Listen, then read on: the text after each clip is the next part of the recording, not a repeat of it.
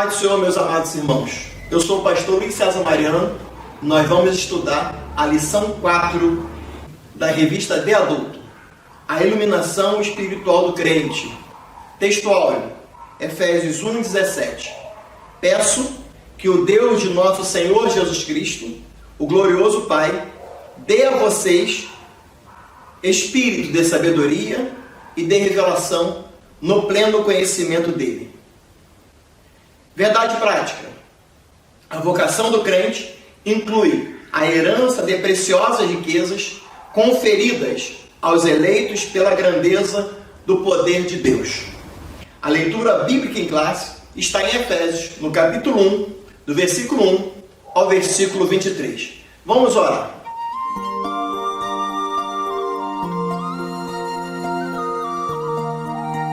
Pai querido e bondoso, nós estamos em Tua presença, suplicamos a Tua bênção para todos aqueles que estão nos assistindo. Abençoa essa aula, abençoa, Senhor Deus, a nossa vida. Guarda-nos e sustenta-nos em Tua presença. Que esta lição possa ser de engrandecimento do Teu nome, possa glorificar o Teu nome, e que o aprendizado desta aula possa ser prática em nossa vida. É a nossa oração, em o nome de Jesus. Amém e amém.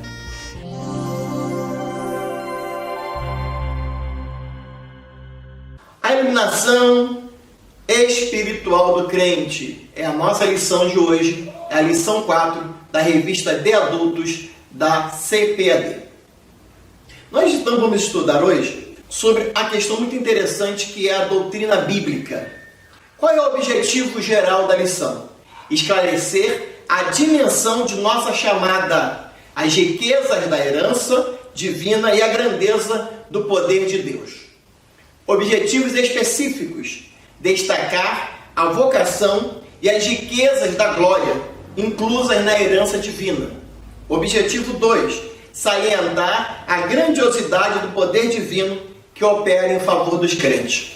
E objetivo 3: expressar o exemplo de exaltação de Cristo. Vamos então aos tópicos e subtópicos desta lição. O tópico 1: a esperança da vocação e as riquezas da glória.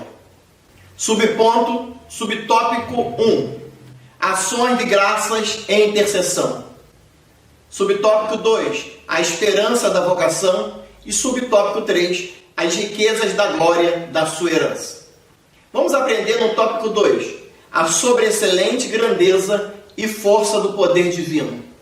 Subtópico 1: a sobreexcelente grandeza do seu poder. E subtópico 2: a força do poder divino. E no subtópico 3, Cristo, nosso exemplo de exaltação. Subtópico 1 do tópico 3, Cristo, as primícias dos que dormem. E Cristo, elevado à direita de Deus. Nós estamos estudando sobre a iluminação espiritual do crente. A oração de Paulo era constante e acompanhada de ações de graças. Paulo praticava o que pregava. 1 Tessalonicenses 5,17, ele mesmo escreve: orai sem cessar. Pela oração, Paulo desejava a unidade das igrejas. Efésios capítulo 1, 13 e 14 é um hino de louvor pelas bênçãos redentoras de Deus em Cristo. E Efésios capítulo 1, do 15 a 23, é oração de intercessão para que os crentes compreendam a plenitude de bênçãos. Paulo faz a junção do louvor com a oração e da adoração com a intercessão, componentes necessários ao verdadeiro conhecimento de Deus. Vamos então ao tópico 1: a esperança da vocação e as riquezas da glória. O ensino aqui é a compreensão da esperança, da vocação e as riquezas da glória de sua herança através da iluminação. Nós vamos ver então ações de graça ou ação de graças e intercessão. Aqui se destaca a alegria pelas bênçãos espirituais recebidas. Nós já aprendemos isso lá na lição 2, no ponto 1 e no subponto 2. Quais são as bênçãos espirituais recebidas? São elas: Deus nos elegeu para sermos santos, predestinou-nos para sermos filhos, nos fez agradáveis nele, remiu-nos por meio do seu sangue, ou seja, remiu-nos por meio do sangue de Cristo, acolheu-nos por sua vontade redentora, revelou-nos a palavra da verdade, selou-nos com o Espírito Santo da promessa e ainda garantiu a validade da promessa. Paulo roga que o Espírito Santo os ilumine para a compreensão destas boas novas ensinadas por Deus. Então, através da oração, Paulo deseja que os crentes tenham a iluminação, a compreensão das verdades do Evangelho. Ainda em Ações de Graças, no capítulo 1, versículo 15 a 16, o texto diz: por essa razão, desde que ouvi falar da fé que vocês têm no Senhor Jesus e do amor que demonstram para com todos os santos, não deixo de dar graças por vocês, mencionando-os em minhas orações. Tem a oração de intercessão, nós vimos a oração de ação de graças, tem a oração de intercessão, Efésios capítulo 1, versículo 17 e 19. Peço que o Deus de nosso Senhor Jesus Cristo, o glorioso Pai, dê a vocês espírito de sabedoria e de revelação no pleno conhecimento dele. Oro também para que os olhos do coração, aqui olhos do coração é o entendimento, de vocês sejam iluminados, a fim de que vocês conheçam a esperança para a qual ele os chamou, as riquezas da gloriosa herança dele nos santos e a incomparável grandeza do seu poder para conosco, o que cremos conforme a atuação da sua poderosa força. Nesse versículo aqui, nós vemos a palavra conhecimento, a palavra conhecimento. Aqui a palavra é epignosis ou epignosis. Não sou muito bom no grego, mas é epignosis aqui. Diferente de gnosis, que significa conhecimento. Gnose significa conhecimento. E epignosis significa um amplo conhecimento, ou seja, um conhecimento mais amplo, mais completo. É o conhecimento experimental, é o conhecimento pessoal. É isso que Paulo quer, que os crentes tenham conhecimento pessoal. É o epignosis, é o conhecimento amplo das coisas de Deus. E também tem a palavra entendimento, que aqui em outras traduções aparece como coração. Aqui é cardia. Aqui é o entendimento, a compreensão moral, o entendimento da compreensão moral, que é o estado diferente quando a pessoa estava lá no mundo, né? Quando os crentes de Éfeso estavam no mundo, que era a dureza de coração expressada em Efésios, no capítulo 4, no versículo 18, quando diz: eles estão obscurecidos no entendimento e separados da vida de Deus por causa da ignorância que estão devido ao endurecimento do seu coração. Então, a cardia, que é o entendimento espiritual aqui, é a compreensão moral. Por isso que em alguns textos, em vez de aparecer entendimento, aparece coração. E aqui, coração é cardia. Então, hoje eles têm um entendimento diferente, o oposto de antes, quando eles não tinham o entendimento. Então aparece aqui, nós vimos ações de graças, vimos a oração de intercessão, e agora o texto de Efésios, o texto de Efésios, no capítulo 1, versículo 20 a 23, aparece a confissão de louvor e exaltação. Esse poder ele exerceu em Cristo, ressuscitando-os dos mortos e fazendo assentar-se à sua direita nas regiões celestiais, muito acima de todo governo e autoridade, poder e domínio, e de todo nome que se possa mencionar, não apenas nesta era, mas também na que há de vir. Deus colocou todas as coisas debaixo de seus pés, e o designou cabeça de todas as coisas para a igreja, que é o seu corpo, plenitude daquele que enche todas as coisas em toda e qualquer circunstância.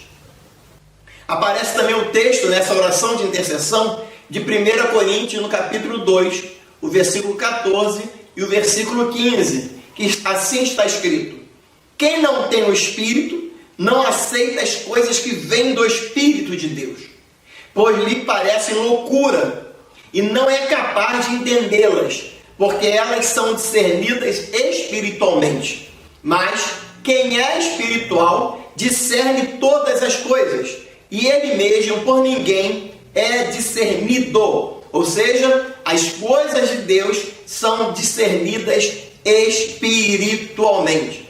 E nesse ponto aqui, que nós vamos aprender, que é o subponto 2 do ponto 1, do subtópico, né? Eu estou aprendendo essa palavra tópico e subtópico, porque eu tenho o costume de falar ponto e subponto, mas eu estou mudando a expressão para tópico e subtópico, conforme a proposta da nossa lição bíblica. Então, o subtópico 2, a esperança da vocação.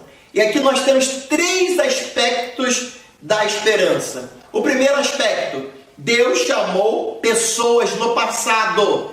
2 Timóteo 1,9, que nos salvou e nos chamou com uma santa vocação, não em virtude das nossas obras, mas por causa da sua própria determinação e graça. Essa graça nos foi dada em Cristo Jesus desde os tempos eternos. A chamada abrange serviço e santificação no presente. É o segundo aspecto da esperança. O primeiro aspecto: Deus chamou pessoas no passado. O segundo aspecto: a chamada abrange serviço e santificação no presente. Filipenses capítulo 3, versículo 14. Prossigo para o alvo, a fim de ganhar o prêmio do chamado celestial de Deus em Cristo Jesus. Ou seja, é uma vida de comunhão, uma vida irrepreensível, é um andar digno da vocação do cristão. E temos o terceiro aspecto desta chamada, dessa esperança da vocação. Terceiro aspecto, que é participação gloriosa no futuro. Efésios capítulo 5, versículo 27. E para apresentá-la a si mesmo como igreja gloriosa, sem mancha, nem ruga, ou coisa semelhante, mas santa e inculpável. Temos o texto também de 1 Coríntios, no capítulo 3, do versículo 12. Agora, pois, vemos apenas um reflexo obscuro, como um espelho, mas então veremos face a face. Agora conheço em parte, então conhecerei plenamente, da mesma forma com que sou plenamente conhecido. As riquezas da glória da sua herança. Herança é o que Deus deu aos seus eleitos, dando graças ao Pai que nos tornou dignos de participar da herança dos santos no reino da luz. Está em Colossenses, no capítulo 1, no versículo 12. São os santos que formam a herança de Deus. Riquezas aqui se refere às maravilhosas bênçãos que acompanham o plano da salvação. Perdão de pecados, a adoção de filhos e as bênçãos que serão desfrutadas no porvir. Vou repetir aqui: as bênçãos que acompanham o plano da salvação. O perdão dos pecados, a adoção de filhos e as bênçãos que serão desfrutadas no porvir. Então, existem muitos textos que comprovam o que nós acabamos de dizer, e eu vou citar alguns para vocês aqui para a nossa meditação. Colossenses 1, 27, a ele quis Deus dar a conhecer entre os gentios a gloriosa riqueza deste mistério, que é Cristo em vocês, a esperança da glória. A sua possessão própria, a igreja, reflete a sua glória abundante. Romanos 9, 23 diz: que dizer, se ele fez isso para tornar conhecidas as riquezas de sua glória, aos vasos da sua misericórdia, que preparou de antemão para a glória. Há um texto de Pedro que eu amo, que é o texto do 1 de Pedro, capítulo 1, versículo 4 e 5, que diz assim: para uma herança que jamais poderá parecer macular-se ou perder o seu valor. Herança guardada nos céus para vocês, que mediante a fé são protegidos pelo poder de Deus até chegar à salvação prestes a ser revelada no último dia. Tem um texto de Apocalipse também, no capítulo 22, versículo 3 e 4. Já não haverá maldição nenhuma. O trono de Deus e do Cordeiro estará na cidade, e os seus servos o servirão. Eles verão a sua face, e o seu nome estará na testa deles. E temos Apocalipse capítulo 19, versículo 7 ao versículo 9. Regozijemo-nos, vamos alegrar-nos e dar-lhe glória, pois chegou a hora do casamento do Cordeiro, e a sua noiva já se aprontou para vestir-se. Foi-lhe dado linho fino, brilhante e puro. Linho fino são os atos dos justos, dos santos. E o anjo me disse: escreva, felizes os convidados para o banquete do casamento do Cordeiro. E acrescentou: estas palavras são verdadeiras, estas palavras são de Deus.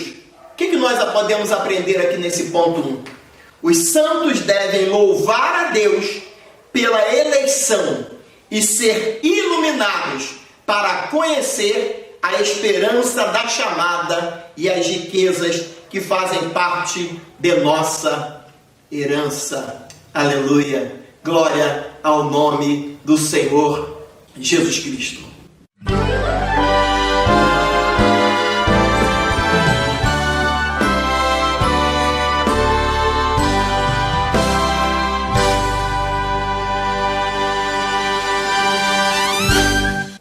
Ponto 2, então, da nossa lição: a sobreexcelente grandeza e força do poder divino.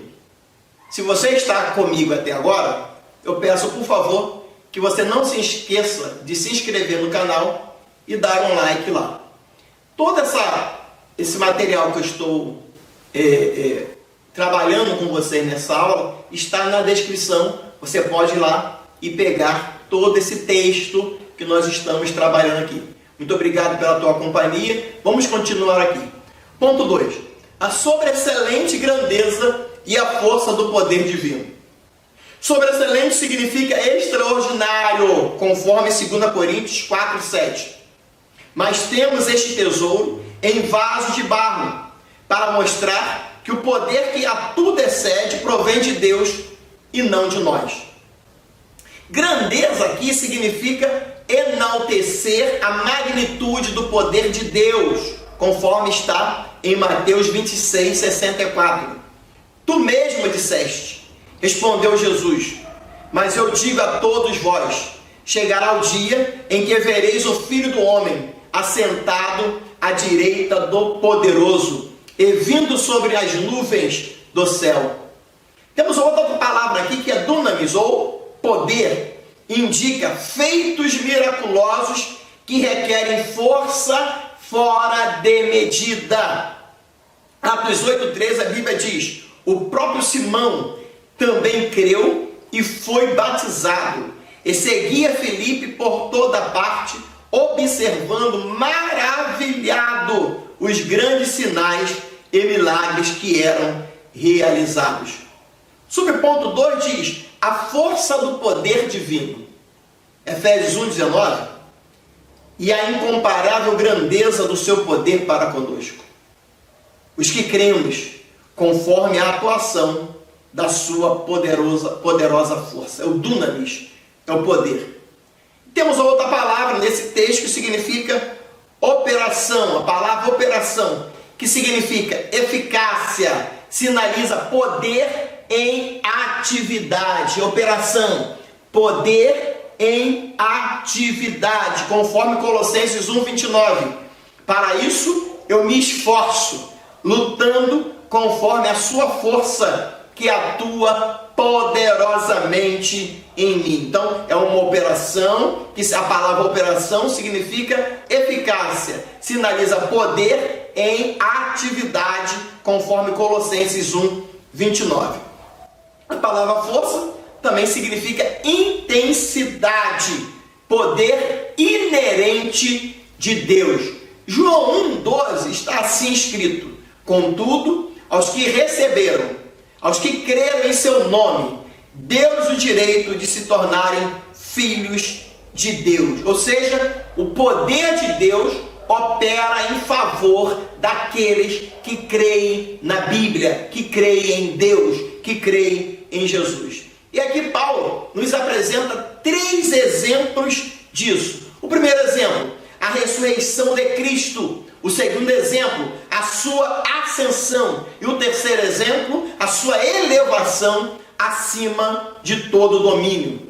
Efésios capítulo 1, versículo 20 e 22 diz assim: esse poder ele exerceu em Cristo, ressuscitando-o dos mortos e fazendo-o assentar à sua direita nas regiões celestiais, muito acima de todo governo e autoridade, poder e domínio, e de todo nome que se possa mencionar, não apenas nesta era, mas também na que há de vir. Deus colocou todas as coisas debaixo de seus pés e o designou cabeça de todas as coisas para a igreja. Quanto à natureza de Deus, Deus existe e ponto final. E quanto à sua revelação, ele se revelou a nós no modo adequado através da sua revelação inspirada, que é a Bíblia Sagrada, ok? E também temos a revelação que vem da providência, onde está escrito no Salmos 19, que passa a ler no versículo 1 ao 6. Os céus declaram a glória de Deus.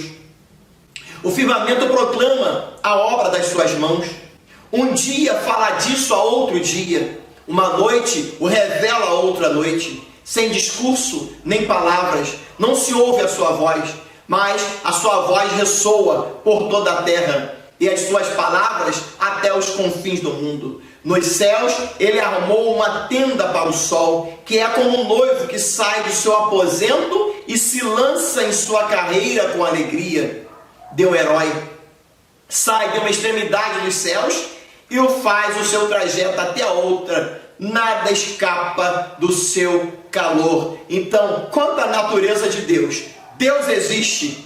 Ele se revelou a nós através da Bíblia Sagrada e ele também se revela a nós todo dia através da natureza. O que aprendemos aqui nesse ponto 2? O poder de Deus é extraordinário e supera todo e qualquer outro poder. Esse maravilhoso poder opera no interesse de salvar a humanidade caída. Deus opera em favor daqueles que aceitam o Evangelho através da pessoa bendita e maravilhosa de nosso Senhor e Salvador, Jesus Cristo.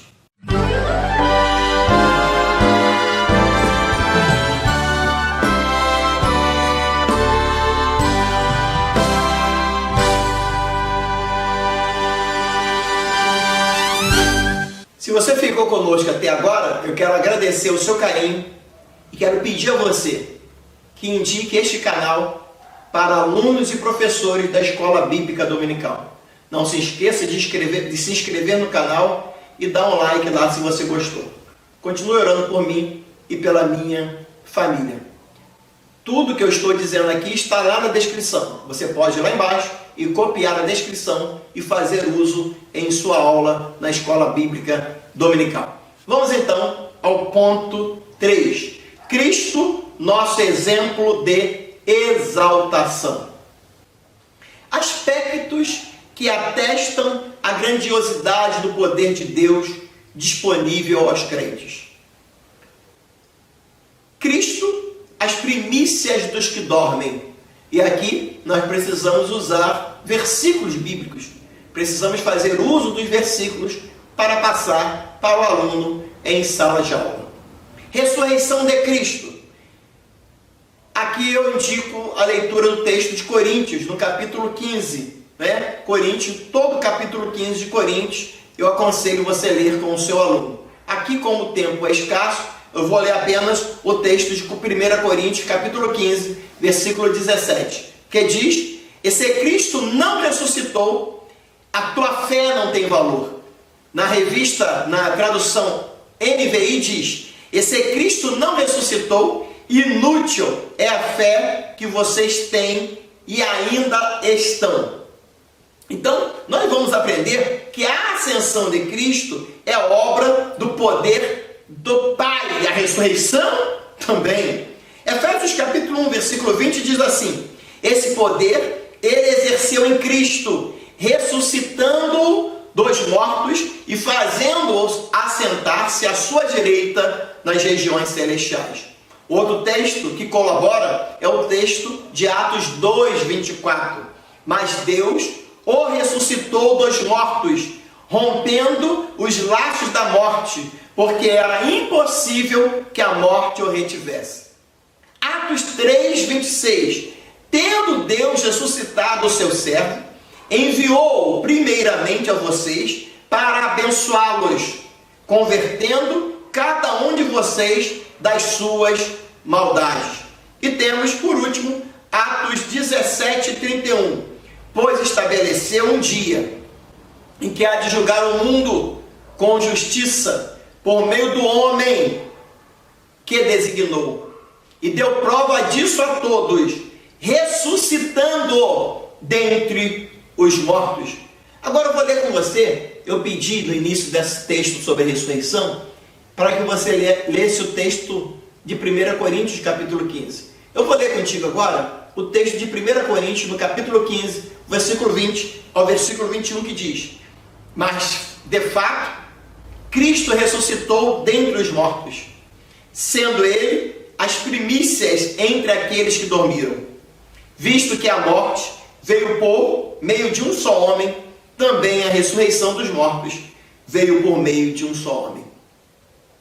O texto de 1 Tessalonicenses, no capítulo 4, o versículo 14, está escrito assim: se cremos que Jesus morreu e ressurgiu, cremos também que Deus trará, mediante Jesus, e com ele, aqueles que nele dormirem. Deus ressuscitou com Cristo e com ele nos fez assentar nas regiões celestiais em Cristo Jesus. A prova disso, eu gosto muito da nossa cerimônia de batismo, que diz morte, que significa o batismo: morte, sepultamento e ressurreição para uma nova vida em Cristo Jesus. O texto de João, capítulo 5, versículo 28 e 29. Não fiquem admirados com isto, pois está chegando a hora em que todos os que estiverem nos túmulos ouvirão a sua voz e sairão. Os que fizeram bem ressuscitarão para a vida, e os que fizeram mal ressuscitarão para serem condenados.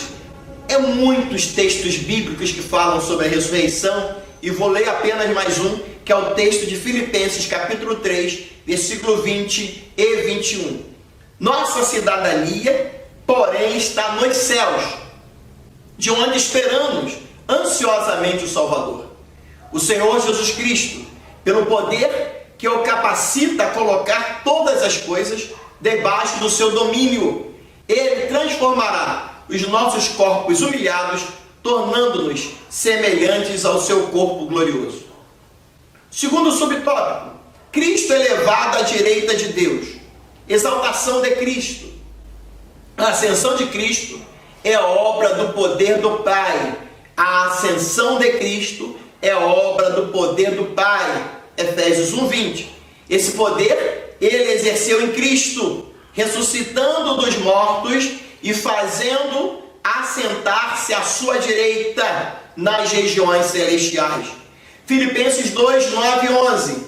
Por isso, Deus o exaltou à mais alta posição e lhe deu o nome que está acima de todo nome, para que ao nome de Jesus se dobre todo o joelho, nos céus e na terra e debaixo da terra, e toda língua confesse que Jesus Cristo é o Senhor, para a glória de Deus Pai. Terceiro subponto desse ponto: Cristo exaltado sobremaneira.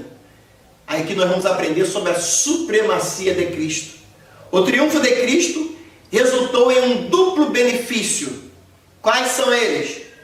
Primeiro, Deus fez Cristo a cabeça da igreja. E o segundo, Deus designou a igreja para ser a expressão plena de Cristo. Então a igreja expressa a vida de Cristo. A igreja expressa a vida de Cristo. Colossenses 1, 21 a 23. Colossenses 1, 21 a 23.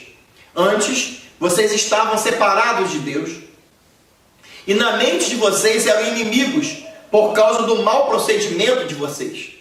Mas agora, Ele os reconciliou pelo corpo físico de Cristo, mediante a morte, para apresentá-los diante dele santos, inculpáveis e livres de qualquer acusação, desde que continuem alicerçados e firmes na fé, sem se afastarem da esperança do Evangelho que vocês ouviram e que tem sido proclamado a todos os que estão debaixo do céu.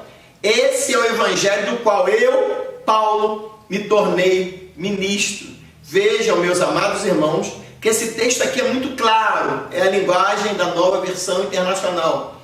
Vejam que o texto vai dizer aqui, desde que continuem alicerçados e firmes na fé, sem se afastarem da esperança do Evangelho.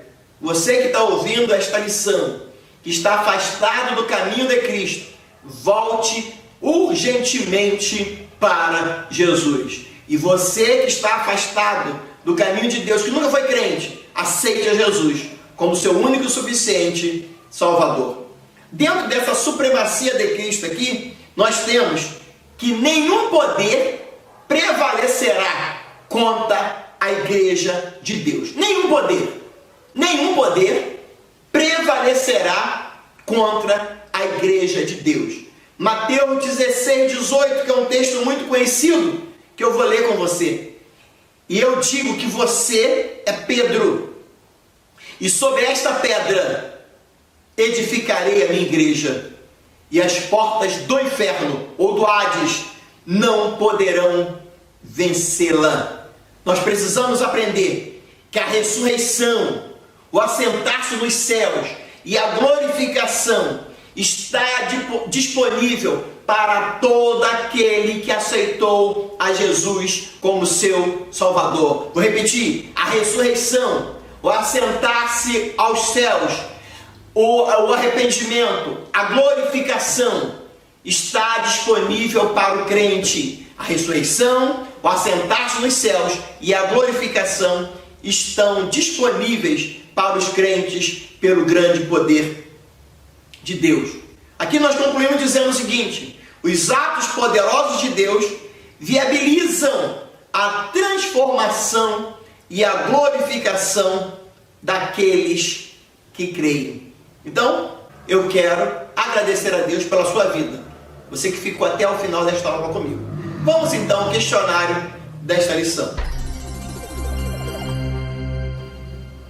A respeito da iluminação espiritual do crente, responda: quais são as bênçãos espirituais recebidas que o autor destaca na lição? Resposta está no tópico 1, subtópico 1, que diz: a eleição, a predestinação, a filiação e o dom do Espírito Santo. Pergunta 2. Segunda lição: qual é o motivo da oração de Paulo pelos salvos? Resposta: tópico 2, subtópico 1. O apóstolo orou para que os salvos pudessem entender a sobreexcelente grandeza do poder de Deus. Pergunta 3 do questionário: cite os 3 exemplos irrefutáveis que Paulo apresenta acerca da força do poder de Deus. Resposta: tópico 2, subtópico 2. Paulo apresenta 3 exemplos irrefutáveis da força desse poder: a ressurreição de Cristo, a sua ascensão à direita de Deus nos céus e a sua elevação acima de todo domínio. E pergunta número 4. Segunda lição. Como o Novo Testamento descreve a ressurreição de Cristo? Resposta. Tópico 3, subtópico 1. O Novo Testamento descreve a ressurreição de Cristo como obra do poder de Deus, como obra do poder do Pai. E a pergunta número 5. Qual o duplo benefício que o triunfo de Cristo traz à igreja? Resposta, tópico 3, subtópico 3. O resultado desse triunfo traz duplo benefício para a igreja. Primeiro, que Deus fez Cristo o cabeça da igreja. E, segundo, que Deus designou a igreja para ser a expressão plena de Cristo. Então, nós acabamos de responder o questionário. Acabamos de estudar a lição 4, a iluminação espiritual do crente. Se você ficou até agora, muito obrigado por ter ficado comigo até o final desta aula. Se você puder e quiser, compartilhe o nosso canal. Você pode pegar todo esse texto que nós falamos aqui na descrição que está abaixo deste vídeo. Vamos orar a Deus.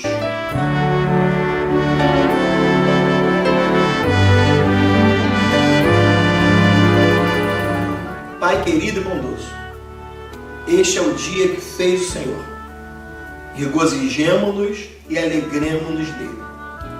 Quero pedir a tua bênção para esta pessoa que está me assistindo agora. Quero pedir o teu cuidado sobre a vida dela. Pai, se for problema de enfermidade, repreende a enfermidade em nome de Jesus, o Nazareno. Se for problema sentimental, se for alguma dificuldade sentimental, Pai, olha para esse coração, porque a tua palavra nos diz que é o Senhor que guarda os nossos sentimentos e os nossos pensamentos em Cristo Jesus, o nosso Senhor. Abençoa a nossa nação, abençoa, Pai, o presidente da República e todos os governadores do nosso país. Peço a tua bênção e o seu cuidado sobre a Igreja Assembleia de Deus no Brasil, sobre os pastores da Igreja Assembleia de Deus no Brasil, e neste momento eu suplico a tua bênção para o pastor José Wellington Júnior, presidente da Convenção Geral das Assembleias de Deus no Brasil. Guarda-nos em tua presença e sustenta-nos com as tuas mãos fortes e poderosas, em o nome de Jesus, o Nazareno. Muito obrigado, Deus te abençoe, até a próxima lição.